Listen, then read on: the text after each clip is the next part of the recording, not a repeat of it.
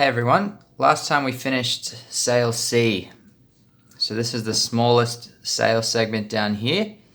What I'm hoping to do with this time is I want to get started on this biggest section, which is sail formation A. This has got the widest sails and also the tallest sails out of the whole build. So I think this will use the most pieces. Hopefully we're going to have enough. Let's see how we go.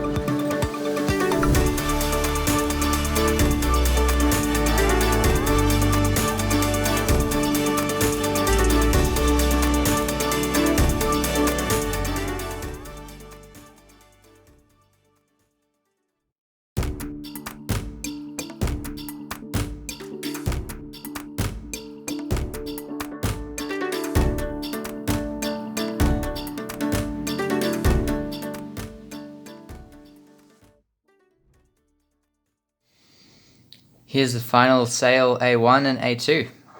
Really happy with how this turned out. I was able to get a few connections in underneath the structure to keep it all from moving too much. But it'll probably need to be strengthened as we keep going. But I'm much happier with the curve on the ridge here. And one thing to note for these sections is often there's actually going to be a difference in height between the two base sections. So here it's about a 2 centimeter gap. Some of the other ones are 1 centimeter. Overall, there will be 4 different level points throughout the build.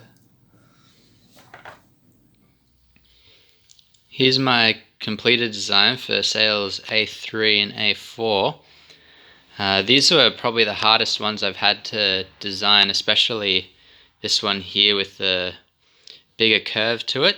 But I think it came out really well. Something I also had to do was I couldn't get either of the original designs to work for something this steep here. So I came up with this new connection point in here that made it a little easier to have a steeper look like this.